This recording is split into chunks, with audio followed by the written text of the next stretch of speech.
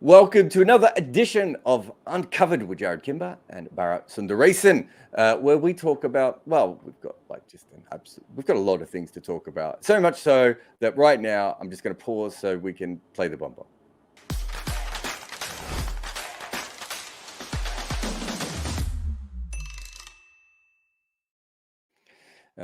I'm just going to apologize ahead of time if Bharat disappears, but he's already disappeared in the preparation for the show.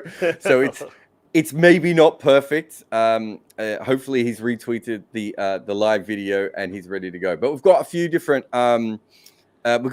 topics here, and the first one you didn't know much about, but it was a really interesting thing that I saw, mate, when it comes to Babar Azam. So he's been in the wars a little bit recently. Simon Dewell obviously questioned whether Babar Azam was getting flat pitches that boost his average, which if he is, all luck to him. Dean Elgar's probably thinking that's a good idea. You know, Craig Brathwaite's like, can I do that too? Is that a thing that we're allowed to ask for? And obviously everything's going on with the PCB at the moment, which I think was it their new chairman was tweeting comparisons to Ramiz Raja from what I could tell, like at 11 o'clock at night Pakistan time. I don't know where his social media team was, but it was absolutely remarkable. But the other thing with Babar Azam is he went to a press conference and he was asked if he had any. I'm trying to think of the exact wording, but I think the wording of the question was something along the lines of, did he have any regrets in not having Sarfaraz in the team for the last 3 or 4 years? And the reason I thought this was interesting, mate, is I listened to a lot of basketball podcasts where they haven't been in the business as long as us. So they've been in the, some of these guys are professional maybe within the last 3 or 4 years. And also some of these basketball podcasts, you have one person on the podcast who might be a professional writer, but he might be there with this, sort of an Uber fan or someone else. Yeah. And they talk about this sort of stuff all the time of like the questions that fans ask them to ask on Twitter. You would never ask that in a press environment because it's a silly question. And in this particular case, it's like, it's a beef question. You're literally asking them about something that people are moaning about on Twitter. But it's a really interesting narrative that has come in. And I would say you've talked about before that sort of more cricket entertainment writers coming in, right? And that's one part of it. But the other part is I do think there is this, I don't want to say bloggers, but sort of social media inspired cricket journalists that have come in. And I remember I've seen a lot of bloggers come in my time, myself included. Obviously, that's where I started, right? I've seen a lot of bloggers come in and think that they're going to shake up press conferences. And in the end, they ask really awkward questions that go nowhere, get no good answers, usually end up with them being embarrassed, certainly quite often stilt the press conference. But it is this sort of new thing that I've noticed where I don't know, I'm going to call it Twitter beef style of cricket reporting has sort of become, more and more. And, you talked about it in India, but it's certainly something that we're seeing in Pakistan as well, isn't it? Oh, it's happening everywhere, Jarrod. And firstly, I should apologize. I'm in a motel in a town called Adlong. I'm making my way cross country back to Adelaide after the end of the Test summer. Don't explain why, because it'll be bad if you explain why. Yeah, and I'm in the middle of the gold fields, and I'm not looking for gold. All I was looking for was good Wi-Fi, which I haven't got. So I'm just hotspotting it off my phone. So if I do disappear, I apologize in advance. But look, I was having this chat with a young journalist this week. There's a new kid on the block, a lovely guy called Dani Syed, who I think is with his first cricket gig, I think. And he's just, he's a lovely guy, always eager to learn. And I was having a chat with him about press conferences. So I noticed how he was with press conferences. And obviously you would be a little nervous when you haven't spoken to a Pat Cummins or a Steve Smith and you're asking them a question. And my first piece of advice to him was, do not ask a question if you don't have to. I mean, a press conference is not a place where you are obliged to ask a question. You only ask a question if you are actually want to know something or find out something, if you are writing about something, or you've heard something that the player has said or the coach has said, and you are asking a follow-up on behalf of someone else, because in a press conference you can't have, in most press conferences you don't get an opportunity to ask 5, 6, 7 questions on the trot. No. And also another very important thing I told him is, a press conference is not a private chat; it's a public platform. So even with even in terms of what you refer to them as, I mean, you don't use nicknames, you don't because it's a professional public platform. It's for I everyone. love how many journalists you are subtweeting at the moment. I am. So, and also, then the most important thing is that's why you always let the reporters start off, right? Like, I mean, they're there, like with the agent. Why does a press conference start with the agency guy? It doesn't always have to, because they're the ones who ask the most pointed of questions, the actually the most relevant questions in a press conference, right? Yeah, the quote that's Other going to go around the world more often than not. Exactly. Yeah. Exactly. I mean, even I've been one of those journalists who's like, ha ha ha, look at them asking the basic questions. But those are the questions that matter more. What is the pitch going to play like?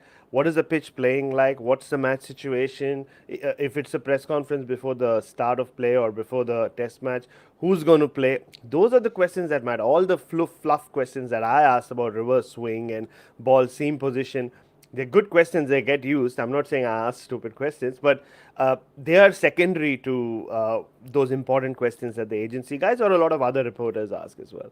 You know And what the another, players call those questions, by the way? They call those Crick Info questions, which I know you will hate being Crick Buzz, but that is what they call them. It is.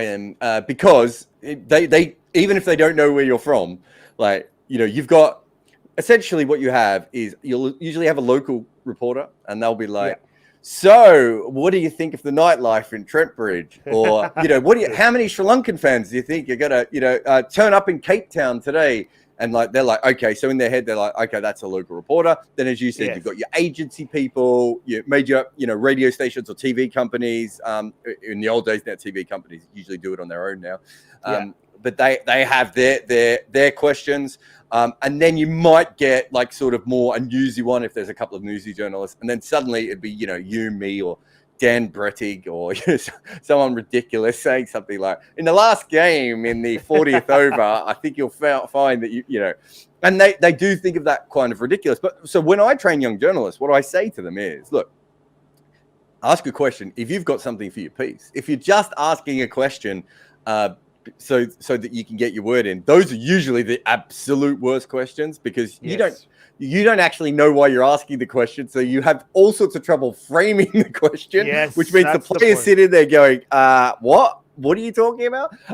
So yeah, from that perspective, I think it is quite tricky. But the hard-hitting questions, I remember Chris Stocks, he asked Andrew Strauss. So he sort of started the whole Andrew Strauss being moving towards retirement. We were in Sri Lanka, and he started the question with, obviously, Andrew, we all respect you, but would you say that this is the beginning of the end? Now, if you remember, Andrew Strauss, I don't think was that old. It wasn't like he was 35 or 36. And Andrew Strauss was, I think, a bit taken aback by it. But to be fair, Stocksy was kind of at the right period, but he asked it in a very, very decent way, and Andrew Strauss answered it. You and I must have been to 30 press conferences when MS Dhoni was asked about his retirement. And more often than not, he gave a very short answer. So how many times can you keep asking that question? That may be the question that the fans want the most, but usually he would give a very bad yes or no answer, and which doesn't help anyone in the room because they need quotes from him. And the other time, of course, was when he got the guy up from Cricket Australia and tried to embarrass him at the end of the 2016 World Cup semi-final, which was a bit of a dick move and didn't work particularly well and looked a little bit silly. But again, those sorts of questions, they're hard to ask anyway. And actually, it's very rare that I think I was at the Shahid Afridi one when he retired from Test cricket at Lords, and like someone asked him that as a throwaway question, and he retired like live at the press conference. And I think 15 years. That must have been 14, 15 years ago. It's still the only time I've ever seen a question like that prompt that kind of response. Generally, those questions stop the flow, and that's the last thing they want. The journalists are trying to get as much information out of the person as possible, which is why you can't have 10 Crick Info questions, and you also can't have 10 agency questions, because even those agency questions, after a while, it stops. It really is it's a mix of sorts of different questions that you can get. It's a really interesting thing, but with a lot of new people coming in, I can understand why they want to ask those bigger questions. Everyone online is talking about, Sarfraz has come back and he's made all these runs, and surely Baba will be really upset. I was like, well, Sarfraz averaged 35 or 36, and Rizwan played pretty well as a test player as well. Yeah. Like it would be different if like Sarfraz averaged 45 and his replacement averaged 22, Neville style or something. Then you'd be thinking, yeah, maybe we made a mistake. So it's a really, really interesting one. And it really did feel like to me, like one of those moments that you and I, probably because we're too old now, that we noticed that the industry has just changed a little bit into that, cricketainment style.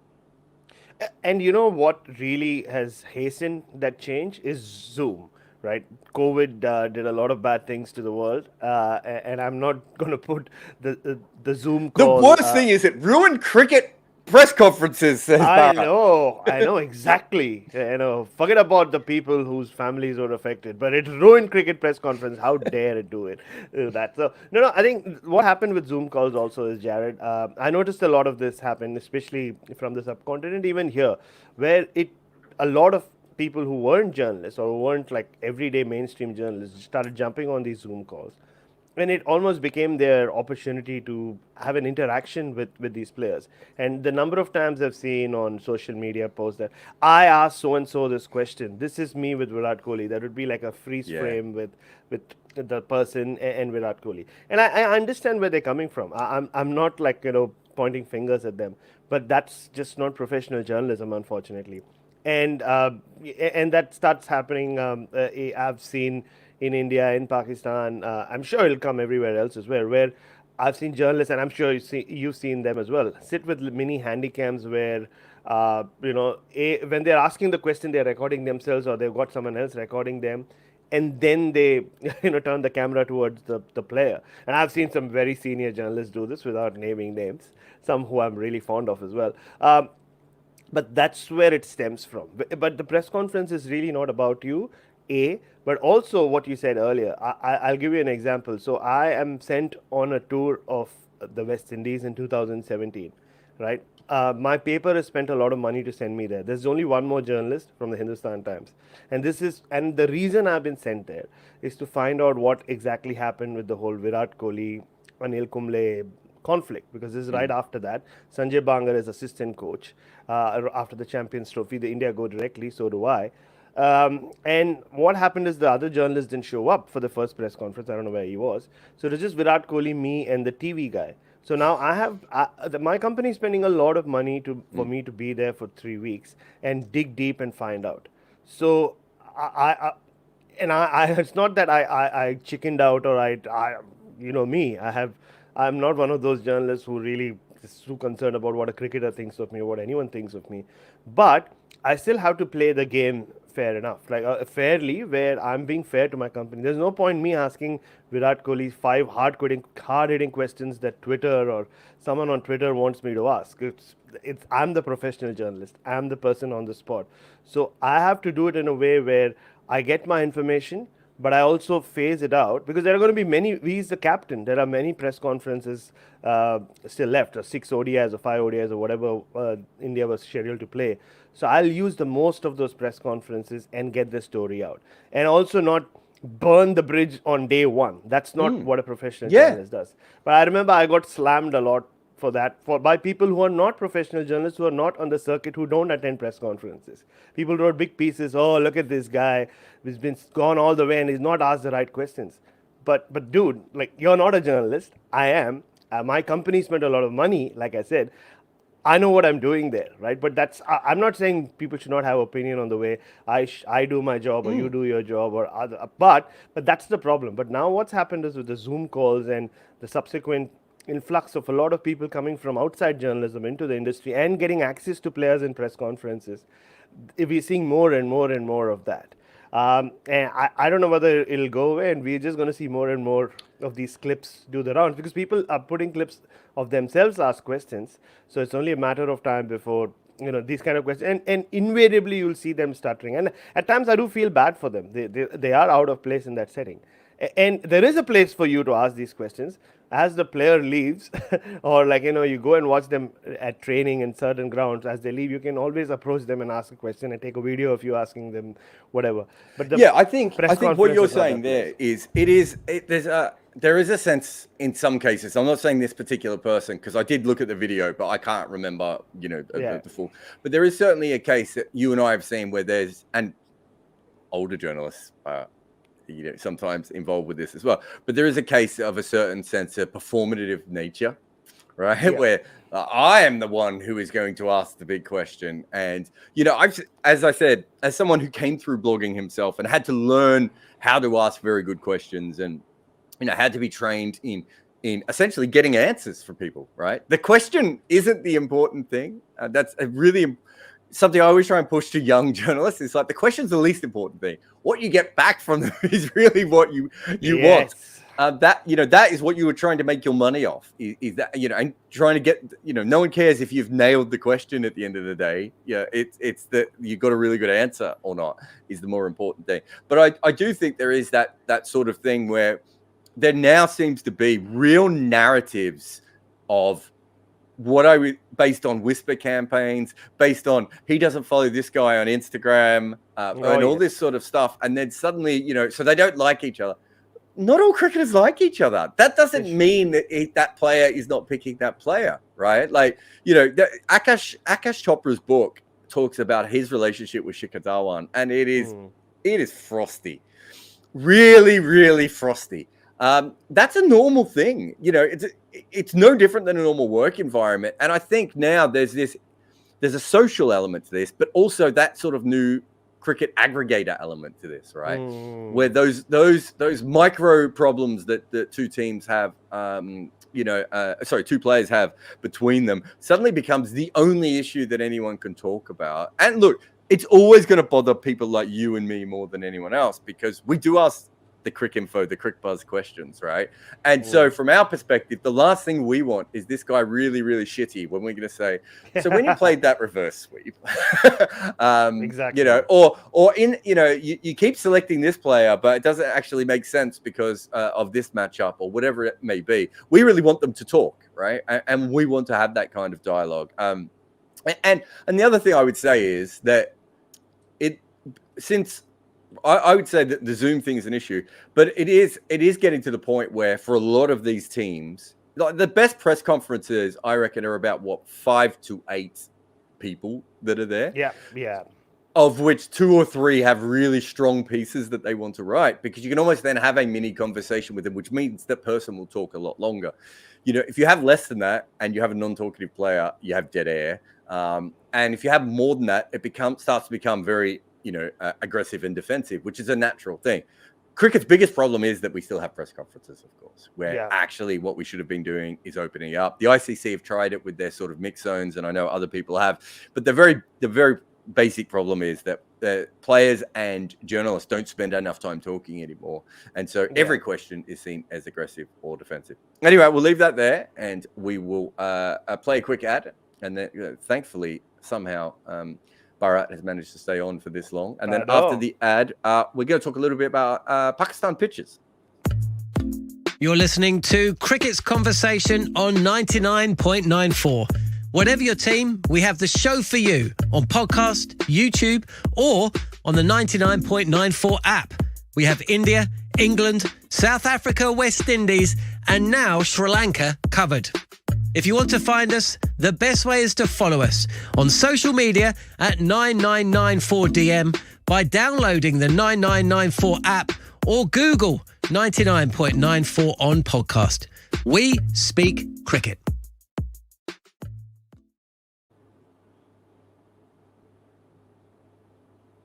Welcome back to Uncovered with Jarrod Kimber and Bharat Sundaresan. All right, so we talked about Pakistan a little bit there, but I broke a news this week, mate, talking about journalism.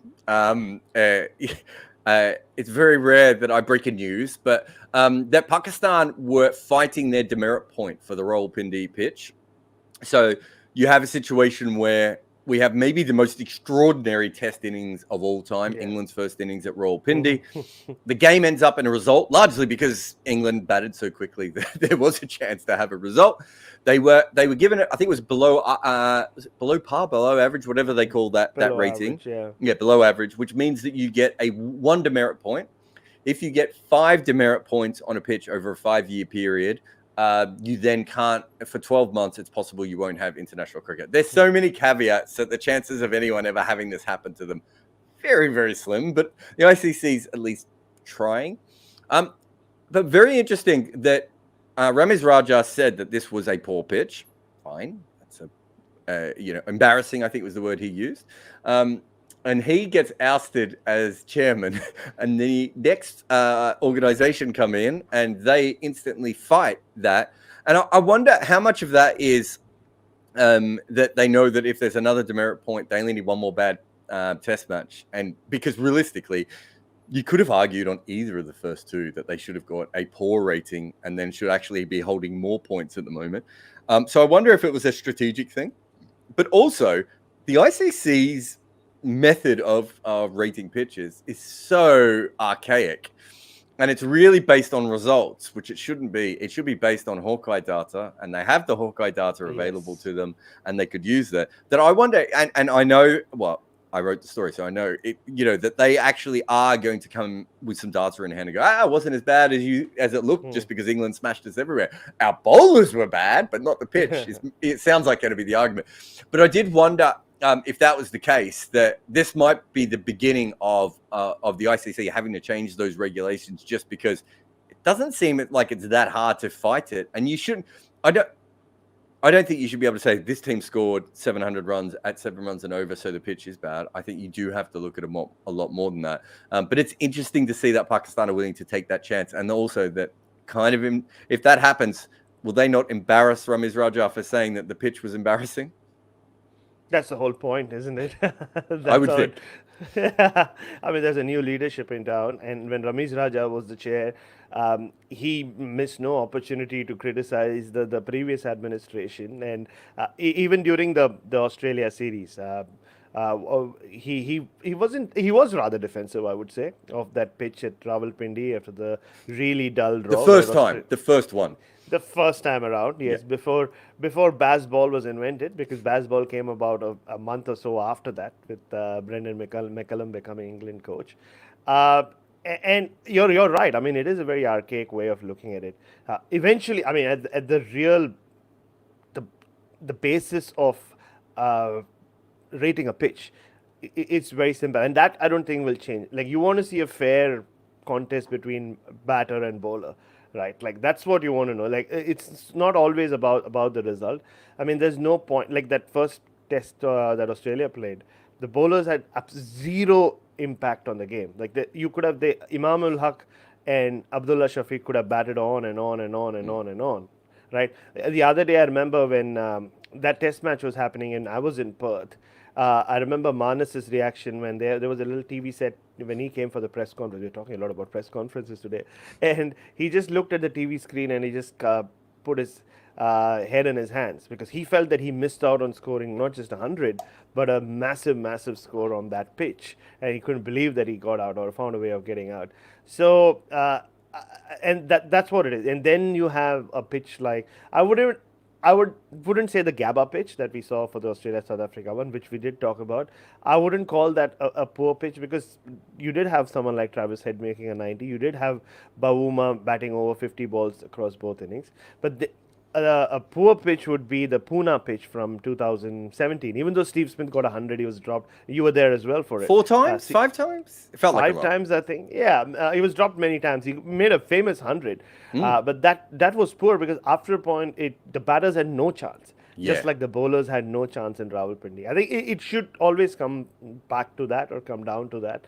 But yeah, it is designed in a way where no major venue. I mean, it is a very safe formula, right? Like you said, something has to happen really dramatically, like the Jamaica pitch of 98, was it? 97, when there was so many cracks that play had to be called off on day one. I mean, now that would get a poor rating. Unless something that dramatic happens, I think the ICC will always or the system they have in place will always make sure that nobody gets penalized too harshly. I mean, a couple of below average rating points is not going to hurt a venue for too long, right? I mean, Yeah, that's how I look at it. no, I agree. I looked at it. I can't remember when, but there must have been a reason why I was looking at it. Maybe it was when the MCG got one or something. And it's really rare to actually get higher demerit points than that. And as you said, it would have to be these other cases. But the interesting thing is, my memory of Rawalpindi on day one was that CricViz, and I don't know if I was talking to them or they put a tweet up, but I got a feeling I was talking to Freddie. Or Ben, or maybe one of them on that day, and I put a tweet up basically saying, I chatted to them, and they were saying that the actual pitch wasn't as flat as what England made it out to be. I think it did actually flatten out a lot more after that, to be fair, over the next few days. But at that stage, and that's why the data is more important, right? Like, because I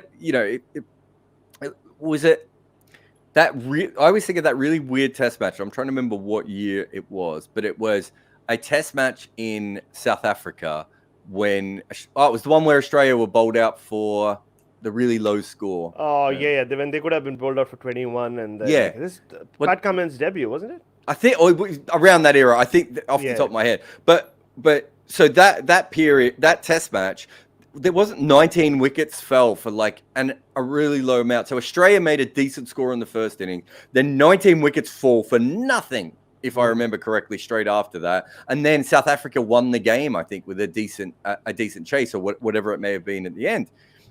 Things like that happen without the pitch playing a big part, and we've seen other ones as well. I remember I think your mate Mitch Johnson might have done an absolutely brilliant spell at one stage in one game, and then whoever he was playing against in that second innings went on to make a big amount of runs, and his spell came from nowhere again. Bowlers do this, and also you talk about Travis Head making runs. That's true, but sometimes batters still make runs on bad wickets. That's kind of the gig, right? And so I just think it's very, very subjective. So I'm interested to see. I think we both would agree that this has been done to embarrass Ramiz Raja as much as anything, right? Yeah. But I'm also interested in the fact if they do it properly, I think it's going to force the ICC should have already, and Hawkeye data's been around for a long time, mate. There's no reason not to use the available information on the pitch that we already have to tell us whether this is a bad pitch or not, right? Especially because, so many people go, oh, look, in England, that was a terrible pitch. No one scored over 250. And you're just like, but Hawkeye could tell us that the swing was what did it, not the seam, right? Or the bounce was uneven, but the teams actually made 300 runs in each innings. But when you watch the cricket, you were like, well, one ball was hitting someone in the knee and the next one hit them in the shoulder. It doesn't matter that they managed to make runs on this or not. We have the Hawkeye data that allows us to tell this story. Why on earth would you continue in this day and age to have a match referee and say to him, what do you think? And also knowing that he's now going to have to be pulled in to talk about all this sort of stuff. Yeah. No, absolutely right. But I also have another way of looking at the pitches we've seen in Pakistan in the last 12 months, though, Jarrod. Look, this was the big comeback of Test cricket to Pakistan. That I know South Africa went there, I know Sri Lanka went there and played Test cricket, but England or Australia, England, and New Zealand, this was built up as the official, proper, full-time return of Test cricket to Pakistan, and I'm guessing they would. People in charge of those pitches or people taking decisions like Ramiz Raja and the others wanted every test to go to the final day. In a way, they have achieved that, right? I mean, every three test or all three test matches against Australia went to the final day, and we saw some. If you leave Rawalpindi aside, the Karachi and Lahore test matches were fantastic test matches. I mean, the two that have finished recently against New Zealand were outstanding test matches, right? The second one, if they hadn't gone out for bad light, 3 overs, 16, 17 runs to get 1 wicket left, the way Naseem Shah was hitting it, we could well have been headed to the third tied test. Who knows, right? It was headed that way. This is first one as well, went deep.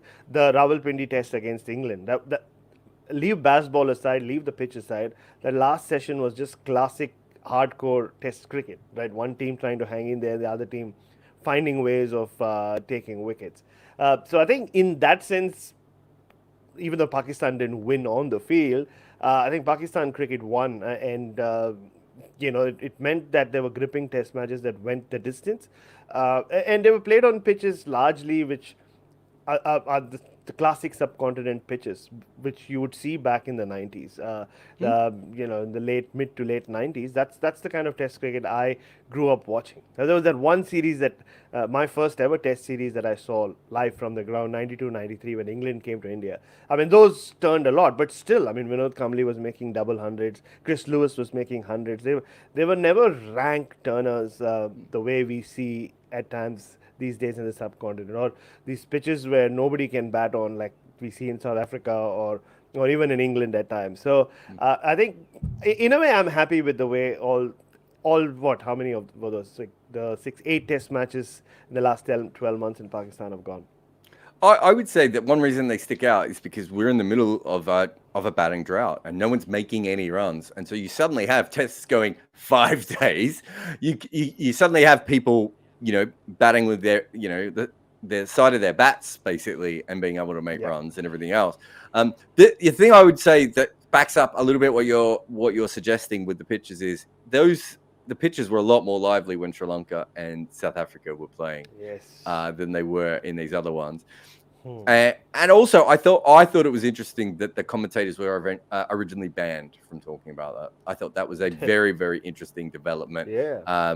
When it comes to all that. Anyway, when we come back, we will talk about South African batting and Temba Bavuma, and then your piece on racism. But now, I mean, no better way to sell racism than with an ad. If you love the language of cricket and want more, then head over to the 99.94 app and you can hear all of our podcasts and cricket commentary. We're adding new shows all the time and covering cricket series from all over the world. Be the first to hear all of our announcements by following us on social media at 9994DM. Welcome to Cricket's Conversation. Welcome back to Uncovered with Jarrod Kimber and Bharat Sundaresan.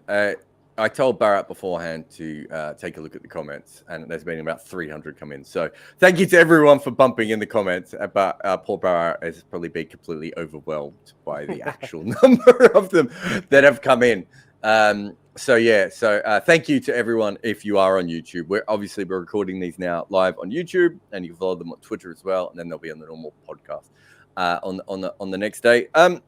So South African batting, we've talked about it a lot, but the reason I wanted to talk about it specifically was 2 things. One's a technical thing. This is the Cricinfo CricBuzz one, which is that a lot of people have said to me, "Oh yeah, South Africa's batting really bad, but it's the hardest place in the world to bat, and especially during a pace-playing pandemic, you would expect them to struggle." That's 100% true, and it certainly is. It's always been hard. It's certainly been harder in the last 5 years to bat there than it probably has been. I think West Indies might be the only one that has a lower average. But what I would say is that away from home in the last 3 years, South African batters have averaged 21.82, which is significantly lower than what they've averaged at home. So this is not a problem of them being able to struggle at home or away. The interesting thing I saw online, and again, this is the sort of thing that we were talking about before, that this narrative takes hold. Temba Bavuma seems to be blamed for almost every ill that happens in South African cricket now. And, whether it's mentioning him as a quota player, whether it's just talking about the fact he shouldn't be playing T20 cricket, I found it very interesting. And there were some actual racist tweets that were put out. Not all from South Africa either, sometimes from other places as well. But there were some actual racist tweets talking about the fact that he was a quota selection. The interesting thing is, his Test average holds up pretty well against his first-class average, considering you and I both think he's a very limited player. And B, he's the best batter that they've had in Test cricket in the last 2 years. And with Dean Elgar's 35 years old and has averaged 31 over the last 5 years, he had a couple of years where Dean Elgar fought the good fight against the pace bowling pandemic, and it's eventually either age has got to him or the ball moving around so much has got to him. But it's interesting that no matter what happens to South African cricket, Temba Bavuma seems to get blamed. And you look at some of the records of some of these other batters compared their first-class averages, which are not that special, compared to their Test averages, and you're like, this is not the man to blame. I mean, he's the only one who faced over 50 balls, like I said earlier, I think in 4 out of 6 innings that South Africa had during this series. Oh, and he didn't have to bat too long in that final innings, which Sarah Lavia batted really well and saved the day. By then the game was more or less over. Once Simon Harmer looked like the best of the batters, honestly, did what he did in the first session. The test match was more or less saved. No, Simon Harmer batted number 7 in a test match a year ago. I'm just saying he's the Shardul Thakur of South African batting. Oh no, absolutely, and he also had he also showed more character and commitment to the cause than any of the other batters. And I had this line which I don't know. It might sound rude, but it was a fact. Just to put this Test summer into perspective from a visiting team sense, I said there were 2 teams that came here and played Test cricket. For one of them, their best bowler was their reserve wicketkeeper bowling 5th change in Devon Thomas. And for the other one, their best batter was their reserve spinner coming in and batting at number 8 in Simon Harmer. And if you know why it felt quite underwhelming as a Test summer, I think that really sums it up. So, and it's true as well. That's exactly what it was.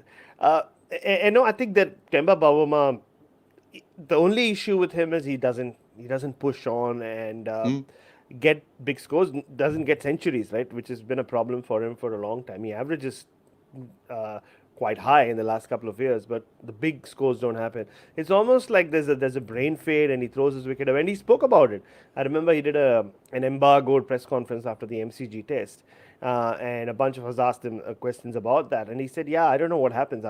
That's where I'm most disappointed with myself. I'm batting well, and he is batting well. He's looked the best of their batters overall. He's looked untroubled largely. The only time he got out cheaply was when Mitchell Starc angled one away just before a lunch break, and he had just walked out. It was one of those dismissals when a batter just plays at one which he thinks he has to very early on in his innings and gets out. There was nothing horribly wrong with that shot, but that's the case with a lot of these South African batters, Jared. I mean, Avia I spoke about. He's looked very solid as well, so much more solid than Dean Elgar or whoever has batted at number 3. But till that last innings where he got himself to a 50 or at least into the 40s, his highest score in the series was 21. And I was shocked when I looked at it, even though I've been on air for most of his innings. I just felt that he got more than 21 at least once before, but he didn't. He batted well, he left well, and then he would just hit that 50 ball mark or 45 ball mark in his innings and just play a shot he didn't have to. And that seems to be a epidemic of that across the board for South Africa. All of them from 1 to 7 seem to have that issue. And just you pick up things when you watch teams train, right? And it doesn't always have to you can't make a direct link to it always, but one thing that stood out for me from South Africa and watching them train was the disparity between their batters and their bowlers. Like every time they had to face their own fast bowlers, I rarely remember too many balls hitting the middle of the bat. There were edges, there were stumps being knocked off, ribs being smashed, a lot of plays and misses. But which is fine. But what really stood out for me though was the number of times a batting session would end with someone getting out and them just being happy to walk away, which you rarely see from top high-class batters, or for that matter, even lower order batters in most other teams. I've seen so much of Australia in the last 5 years. Even if whether you're Pat Cummins or whether you're Manas Labuschagne, nobody leaves the net, and you've been part of many net sessions as well, Jared, when you've just been beaten one ball and then played one ball onto your stumps and you walk away. No way. You'll wait and at least get one of the middle of the bat so that you feel good about that session and walk away. Cameron Green at the MCG, I remember Andrew McDonald said, "Last ball now, Cam," and he tries to leave a ball and hits the splice of his bat onto his stumps, and Andrew McDonald's like, now there's pressure on me when I give you the next last ball because I want you to middle it. That's the whole basis of a net session, right? You leave confident. That's the whole point. But it doesn't matter what sport it is. You don't go to a putting green and miss your last putt. You don't do a shoot around in basketball and miss your last shot. Why on earth would you do that? It's such a bizarre way of thinking. And so many were doing it, and that summed up summed up their mindset for me, almost where it's okay or not. It's not okay, but it's like you get out and you're like, you just resign to the fate. Even some of the expressions on their face after they would get out. I mean, Dean Elgar had a shocker of a series. And look, you I can thought you were going say to say that. shocker of a face because he does have that kind of, you know, depressed sort of look on his face a lot of the time. No, absolutely. And, the fact that he kept getting out the same way. And as a batter, you can consider yourself unlucky once. And he was honest enough to talk about it. Like, if it's happening 3, 4 times, there is a technical issue. But just the expression on his face, there was almost this resignation to, what can I do? I did nothing wrong. It's just a good ball or whatever. There was no, I wanted to see more angst with the, and which is very similar to the English batters last year. The only couple of guys who looked extremely upset with themselves when they got out were Joe Root and Johnny Bairstow. No wonder that they made runs, or and then they went on to have good summers in England. I think that those things add up as well, and the pitches that they've been playing on, I'm sure, have a big role to play. Where getting to a 50 or a 60 is often a match-winning score, which was an issue with England as well, right? You've seen a lot more county cricket than I have, where the pitches were in. Pitches was so much in favor of the bowlers, often the early part of the summer, that 250 was a match-winning score as a total. So you'd get to 60 and you think in your head almost that my job's done here. I think all that has led to it, but technically the way some of them play the short ball, Jarrod, is quite shocking. Especially when you're talking about a South African team, this is not a subcontinental team from the past who would struggle with the bounce in Australia. But whether it was Marco Jansen or many of the others, it was pretty shocking. It's quite I don't know what's going on there. But I think there is a lot of issue with South Africa as a batting country right now. And who knows? I mean, Markram was left out. Rickleton wanted to come, but he was left out. Keegan Peterson was a big miss, yes, but I don't know if everyone bats that way or it's just like this lot. I mean, you look at it. Keegan Peterson averages about 40 in first-class cricket and just over 30 in Test cricket. I'm doing this off my numbers, not off the top of my head. Don't worry, I'm not a freak. Well, I am a freak, but not in that particular way. You've got Rassie averages 42, and I'm taking away the Test averages here. So just first-class cricket on its own. Rassie averages 42, 43, I think, and then 30 in Test match cricket. Peterson is 41 and 31. Aiden Markram averages 49 in first-class cricket and 34 for South Africa. It's not working, right? They pick the guys with the high averages, and they don't make any runs. They pick the guys with the low averages, they don't make any. And as I said, outside of Elgar and Bavuma, no one is legitimately batting too close to the level that they should be. And the interesting thing here is the two arguments I heard this week. The first one was Bavuma should be Test captain and Elgar shouldn't play. Mm-hmm. I mean, I've got no huge issue with that. And the second one was that South Africa were really bad because Bavuma was in the side in the first place. And you look at the rest of the batters going, it's the only one hitting the ball at all. Well, and so you have to think that there is still an element of racism there when realistically the issue should not be racism, racist, but racial based at all. Should be, I don't know if batting, if there's a word that talks about that, but it's more about batting than racism, I would have thought. Oh, absolutely. Just on that, just to finish up, and you'll probably have to drive off somewhere else silly after this, but you wrote the big news article last week, I think, that was in The Age about racism in Australia. I was going to say racism in cricket. You talked about that, but it was more about racism in the culture, wasn't it? Yes. You're about the most affable person I think I know. And what was it? The accumulation of a lot of different moments that made you finally do that? Because you and I have talked about that, and you and I you laugh it off a lot, and I think sometimes I've probably got angry on your behalf, and certainly not just in Australia, but in many different countries. Sometimes you see it, and sometimes it was actually a really interesting conversation I had with a player recently where they were telling me that there was no racism in cricket where they played, and I said, well, here's something that another player said about you to me. And they were like, what? And I was like, yeah, they're just clever enough not to say it in front of you. It's not that racism goes away. They're just in a different way. But what was it that sort of made you change your mind and finally open up on it? Because it was a really honest piece, but also it opened you up to, I'm assuming, you're now on some right-wing watch list. Oh, yes. Yeah. Oh, yeah. I mean, on that, like, yeah. I mean, it's the response has been overwhelming, Jared, and yeah, I'm very touched. 85% of it has been like so positive. People walking up to me on the streets in Sydney, at railway stations, at light rail stations, and people of all ages, all genders, all races, all ethnicities coming in, thanking me or congratulating me on the piece. And we'll get into that as well. But there's been some negativity as well. Yeah, there's one right wing. I don't know whether I sent you the piece. When there's one right wing website who've written a piece on me, I don't want to acknowledge them at all. But yeah, I mean, I learned a lot about myself reading that piece about how I allegedly have been. I'm a drag queen, and I also have appeared in thousands of hours of gay porn, which is, if you've gone and found I it, wouldn't well, say thousands. I mean, maybe 300. Yeah, but thousands seems like a stretch to me. Are we talking about just our personal videos, or we?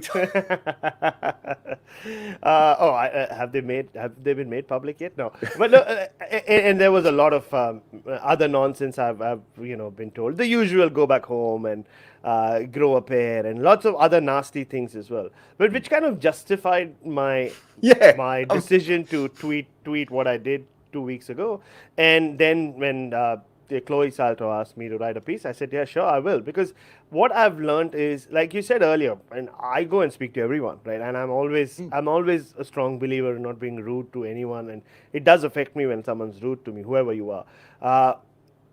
But I realized that I brushed it off for so long.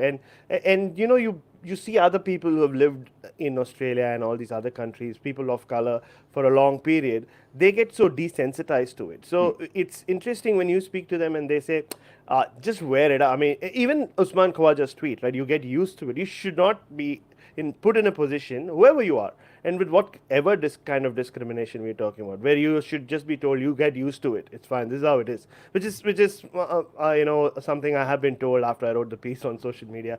Adapt or perish, or if you don't want to, live in the Australian life or the Australian way, go back to where you came from. But the thing is, I just realized after a point that why should I get desensitized to it? Like, why should anyone get reach a point where they're okay with it? And I didn't want to single out security guards. Which is why I brought up other examples. Can I just say something? I found that really interesting, because I would say the Australian security guards, outside of the Lord's security guards and maybe the Eden Garden security guards, which are both special cases that we can go into another. I would say the Australian security guards in general. I was choked by an Australian security guard at the Wacker once, because I was going against the flow of the crowd after the game. I was trying to get to the press conference, and she grabbed my pass, and I slipped, and she just yanked back on my throat. And that I've had many bad situations with Australian security guards. They are quite often just incredibly rude and full. So I can't remember if someone asked, maybe when you weren't on last week, or they asked me somewhere else, but they were saying, what will Cricket Australia do? And I said, well, if it's security guards, most of them are not employed by Cricket Australia, right? They're contract workers who come in. But I do think there's a general problem with security guards at Australian cricket grounds, considering that Australian cricket crowds in the 90s, if they were acting like that, especially the MCG, was a little bit differently. But I wasn't surprised at all that that's where a good portion of it came from. No, and that was the final trigger, right? Like and the other thing that I put in my piece, like you as a person of color, Jared, like you get not used to it, but you hear it all the time, and you not just hear it, and especially if you're a person of color and who looks slightly out there or unique, as one Uber driver told me who had read my piece. If you have long hair with a beard or the clothes that I wear, whatever it is, you get singled out a lot more.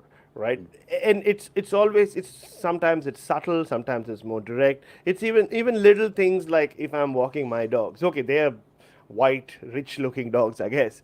But the number of times I have been stopped in my suburb, which is largely white, and the demographic, the average age is 60 plus. And when people ask you, in the first 5 times someone says, "Oh, like how much do you charge to walk them?" or "Oh, whose dogs are those?" You just laugh it off, or or the first 10 times when you tell them, no, they are my dogs, and the first 10 times you hear them say, are you sure? You just say, yeah, I'm sure, and walk away.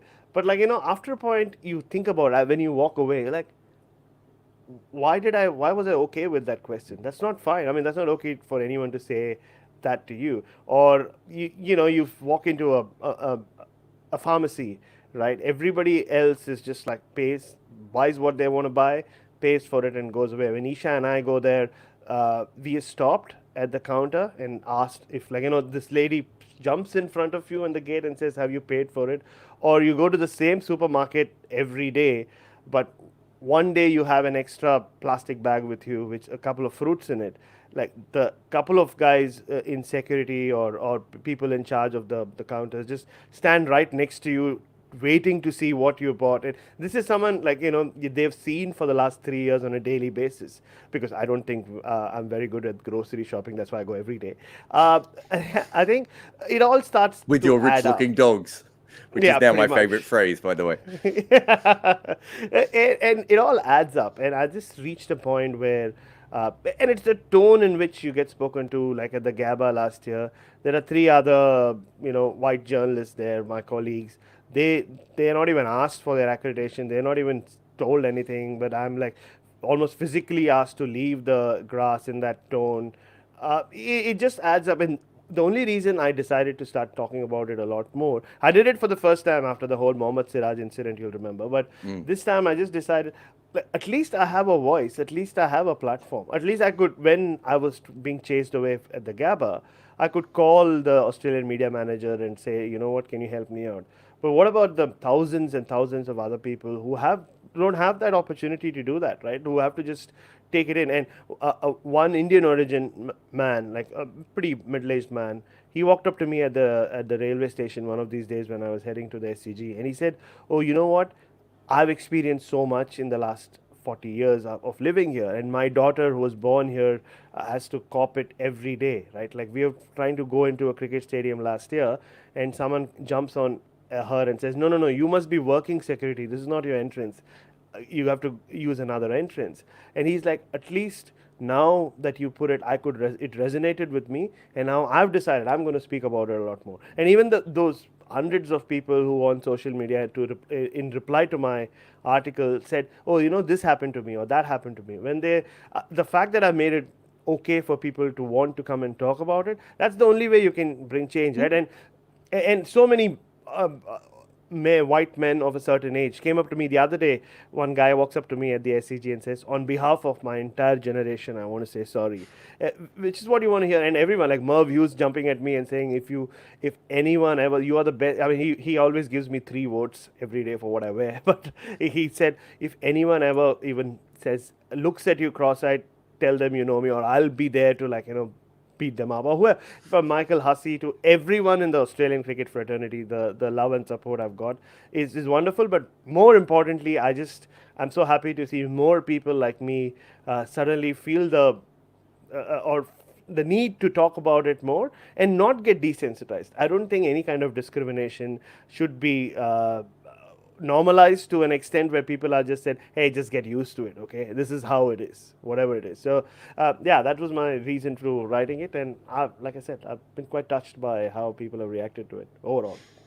Look, I thought it was great, and I was glad that you did it. I've always found, I mean, I think because you and I, particularly more than most people, have traveled around the world, I think Australians get really, really upset when you say there's racism in Australia, and it's like, yeah, there's racism everywhere. You did a really good episode with the Caribbean Cricket Boys about racism in West Indies cricket between Asian people and black people, which most people don't even know exists, right? Exactly. Well, I remember being told by a player once, and he was just like, it's so, he was like stressing out, retelling stories of racist abuse he'd had from other West Indians.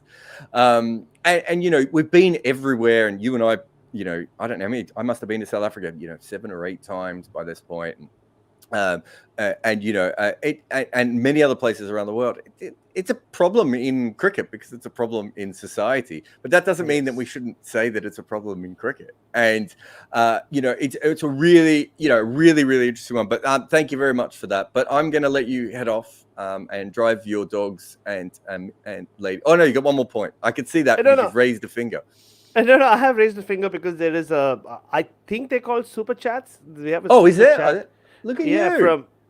yeah, look at me be all hype about this. AU055 who has a That question one? for us. There you go. Yeah, that one. There you go. Do you want me to read it? You've given up at the name, or have you frozen? Maybe Bharat's frozen. Why is there less tactical innovation from captains or coaches like Bodyline or Bazball versus sports like football, where every generation seems to have a new tactical, strategic thinkers defining their era? Okay. Oh, you here? You back? Did you hear the question? Did you read the question? Oh, he's gone again. I'm going to answer this. I'm not sure that is the case. I actually think if you look at the different eras of cricket, if you just look at fast bowling from World War II until the West Indies, we basically had bowlers who were spinner. Most of the spinners, especially the ones outside of Asia, anyway, were specialists in bowling on wet wickets, and they become. Has he come back? Oh, sorry, everyone. So if you look at I'll give you a history lesson as well, Bharat, even though you know all this. From World War II, for a long period, we had a lot of finger spinners who were very good at bowling on uncovered wickets. And then we had a lot of outswing dependent bowlers. So most of the bowlers bowled outswing. The West Indies come through and we suddenly get taller bowlers who bowl very much into the pitch. Outswing kind of disappears from professional cricket. Up of the last few years, it's really rare to find an outswing dependent bowler where it never used to be. You now have the wobble ball era as well. You then have someone like Ryan Harris, maybe Vernon Philander as well was a part of this, where they basically start pitching the ball up further. That also happens because of DRS. In the middle of all that, we have Abdul Qadir, Shane Warne, and Anil Kumble as three of the best wrist spinners. And you can probably throw Murali in there as well because he's also a wrist spinner. We actually have massive tactical changes in cricket over and over again. I would argue that the bigger problem is that it's not always been covered correctly, and partly it's just that you could easily do a great book on the evolution of cricket tactics, because I wrote a book about the history of cricket where I basically went through it, and you could see them changing again and again. If you go back to W.G. Grace, we don't talk about W.G. Grace because he was a fantastic batter, although he was absolutely brilliant at the peak of his powers. We talk about him because he was the first player to play off the front foot or the back foot, depending on where the ball was. So we have actually had these sort of things that you're talking about, IU. What we don't have quite often is very good names for them. Outside of Bodyline, which is a very, very interesting. Bodyline and Bazball have very, very good names. But when West Indies start bowling short, we didn't really have I don't know, what would you call them? The back of a length fast bowlers. And it didn't make sense. But there's been a lot of evolutions. I miss the cutter bowlers of England in the late in the mid 1950s as well. This is just bowling that we're talking about as well.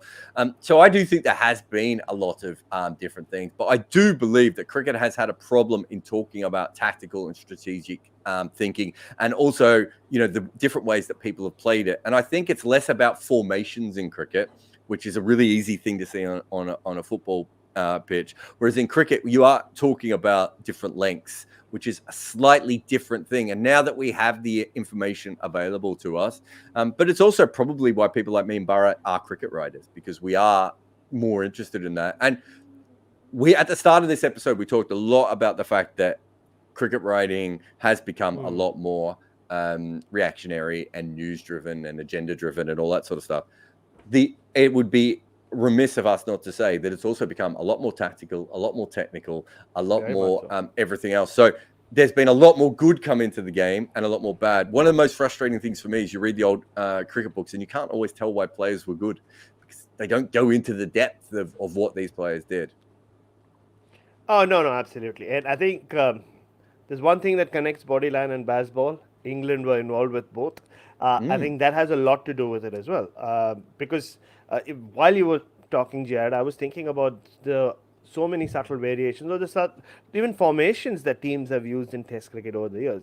I mean, when West Indies went to 4 fast bowlers, it wasn't the first time it had been done, but when they consistently started playing 4 fast bowlers, and with every time one got injured, somebody new came in who was even more India's devastating. quartet with spin as well. India's quartet with spin. The great Wicket South keepers African, moving to number 7. Absolutely, wicket-keepers moving to number 7. The whole South African era where they had like batters right up to everyone above Alan Donald had a Test 100 at one point. You remember in some of those South African playing 11s. There's been so much. We didn't mention the DRS bowling era, which changed things as well, or the reverse swing bowling era.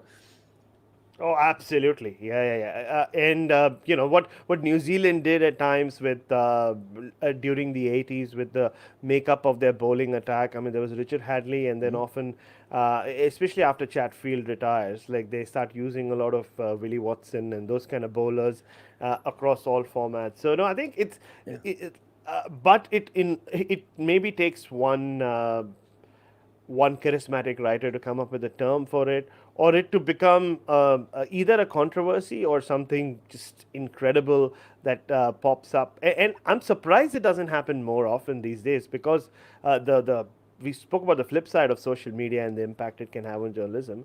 On the other side, I mean, this is the era of memes and punchlines. So maybe we'll see an era where it'll happen more and more. It's just that we're seeing more, or on the face of it, because there's so much more T20 cricket or short form cricket, it feels like there's more innovation that happens there. But I think subtly there's so much more happening in Test cricket as well. And you will see, I mean, are you saying, just to clarify, meaning on ideological shift in tactics, is something materialistic? Because, I mean, that's what we're talking about as well. I mean, it is a ideological shift. We're talking about how different teams change from what works for them India's fast bowling revolution, for example, that's an ideological shift. Exactly. I mean, they've gone from a team that quite often used either medium pacers or even batters to bowl with the new ball to where they are. The West Indies, we talk about it as a fast bowling revolution. It was also a batting revolution, but more importantly, I would say it was a professionalism revolution. Australia's revolution was very similar to that as well. And you had, for a long period of time, you had Australia batting with 6 batters, or 7 if you count Gilchrist when he came in, and 4 specialist bowlers going up against South Africa, who were the other best team, who had, 12 batters in some of their lineups, as you were saying before. So, we have seen that sort of thing. I do think that a lot of the problem with the history of cricket writing is it, other than the England side of it, which you brought up, which is a very, very good, thing to mention. But the other problem is that people were writing about their own teams, and they really were writing match report pieces more than anything else. There isn't that kind of analysis. And if it's really easy, if you're watching basketball and you're a basketball writer, if all the players are shooting near the ring and then all the players start shooting for 3, you'd have to almost be blind to not see that. The same with football formations. We can literally see the football team's formation on the field in front of us. It's a lot different with cricket. And I do think that there is, in that particular case, there's probably a lot of mini revolutions that have happened. I mean, we talk about Kalu Witharana and Sanas Jayasuriya kind of ignoring, Mark Greatbatch had already tried it beforehand, right? And not just that, how many teams, the whole pinch hitter era, which I probably am more obsessed with than anyone else. So many random players going up the order. These things have happened, and we start to talk about them in cricket as if everyone knows what they are. And so a perfect example of this, IO is, or AO 55, whatever your name is that I did a podcast with Harry Gurney, which will be up on Red Inker in 2 weeks, and we're talking about slow balls. And I was like, you bowled the back of the hand slow ball. You can't honestly sit there and tell me that batters can't pick that coming out of your hand. And I said, but you just said, oh, this guy was having trouble picking my slow ball. And that's not what you mean, is it? We don't even always use the right words for the terminology. Like, if you're a professional batter and you can't pick a ball coming out the back of your hand, you're broke. So there are little things in cricket that I think that we're a long way behind when it comes to the way that we discuss things. And my favorite test match when sort of talking about how remarkable test series actually is when Muhammad and Sobers make their triple hundreds. So Sobers breaks the world record, but Muhammad maybe even makes the more, Hanif Muhammad makes the even more incredible innings, right? Yeah. There's almost nothing written about that series because West Indies didn't have a huge press journalism background. There was obviously a couple of great journalists, but not a huge amount of them. And Pakistan didn't have traveling journalists at that stage. No. And if they were traveling journalists, they were usually picked by the PCB or by someone else. And so they weren't always of the highest quality either. And the two of the most incredible innings in the entire history of cricket were played within a couple of weeks with each other, and we just don't know anything about it. The amount of times when you're looking up things about cricket, like the reverse sweep's a really interesting one. There are certainly times that there might have been a case of reverse sweep being played in the 1800s. Yeah, we just don't have enough information on our game, and it's quite often. And I'm going to forgive a lot of those old journalists because the one thing that me and Bharat have a huge advantage over everyone else is that because of long lens TV cameras and the internet, we have and now data and everything else, we're so much closer. In the old days, they were 80 meters away. They saw it once, and if they blinked at the wrong time, or someone tapped them on the shoulder as a bowler was coming in, they didn't even see the dismissal. And when I first started in county cricket, you had to really focus so much more on the ball in first class cricket than you did in test cricket. Because in test cricket, you can literally, at most test grounds, you watch the ball live and then you can flick up and you can watch it straight away on the TV. And if you want, you can have it on your iPad as well. Oh, yeah. I mean, the early days of covering Ranji Trophy cricket for me back in 2008, 2009, you're right. I mean, often you were writing from memory, right? There were no replays. There were no, or you befriended they started getting video analysts whose job was just to video the game often, like at that level. So you befriended the video analysts who would let you see some replays of some wickets. And there's this story I've heard about how difficult it used to be back then. I think there were 3 Indian journalists covering the India tour of West Indies in 1960-61 when Nari Contractor gets hit by Charlie Griffith. Only one of them saw it happen. I think the other 2 had just turned around or were making a cup of tea in the press tent. So the one guy who saw it had to describe to them what had happened, why Nari Contractor is on the ground. I mean, imagine how difficult it would have been to write about it. And it's not that, I mean, I do watch every ball that happens, but often there are times if I turn away, I don't turn around. This is why I don't turn around. I always, even if I'm talking my head off or somebody else's head off, my eyes are always glued on the field because you never know what you can miss. No, and also, I mean, the demands have changed as well, right, Jarrod? Back then, you were asked to write a detailed report of what was happening because a lot of cricket wasn't on TV. So people wanted to know exactly what. It was almost an extension of radio commentary, right? These days, I would say writing often is an extension of TV commentary where you're actually writing about. A lot of people have seen what's happened on the screen. It's about you. It's on you to bring out the color from somewhere else. So I think, having written a bit about first class cricket, probably not quite as much as you did, but a fair bit, and also a lot of T20 cricket that people aren't really watching. There's a real freedom in that you're bringing the story fresh to everyone else. Whereas if you're writing about India versus Pakistan game or an Ashes test or whatever, so many people have seen so much of it. There's a real pressure, not to get things wrong, because that's great and that should be there. I like that pressure. But also, how do I bring something to someone who might have just watched 7 hours of cricket with me? Now, yes, they've watched it on, at the pub with their friend or watched it at their uncle's house or whatever. And maybe they saw, they were chatting while it was on.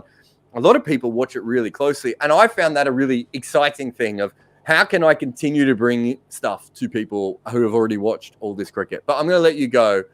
Because I think your dogs need to go to Bendigo. And there are just not enough cricket podcasts that finish with that phrase. But thank you very much, Bharat, for coming on. Thank you to Io for his super chat. Remember, if you guys put super chats in and Bharat sees them, which he did, we will definitely do that. But thank you to everyone. And if you've just come on at the end, you don't want to watch it on YouTube or Twitter, it'll be out on the normal podcast Red Inca feed tomorrow. But thank you very much, Bharat, and to every one of you in the chat. And we will see you again next time as I very quickly try and find the end screen and the ad. There is something wrong in the cricket world, and while it may not be a conspiracy, there does seem to be a movement towards leaving more grass on the wicket, and thusly, the global batting average has dropped. If a similar thing has happened to you in your personal life, try Manscaped. Their Lawnmower 4.0 will help you trim any unwanted pubic grass. And once your downstairs track is taken care of, you can also use Manscaped's liquid formulations. So before heading outside, use the Crop Preserver Ball Deodorant to stay cool in the heat. And if you've been playing too many games recently and you need some help with your strip, why don't you go and get their Crop Reviver? I think I may possibly have taken all of this analogy too far. But the point is, Manscaped sells items that allow you to shave your pubic itch pitch.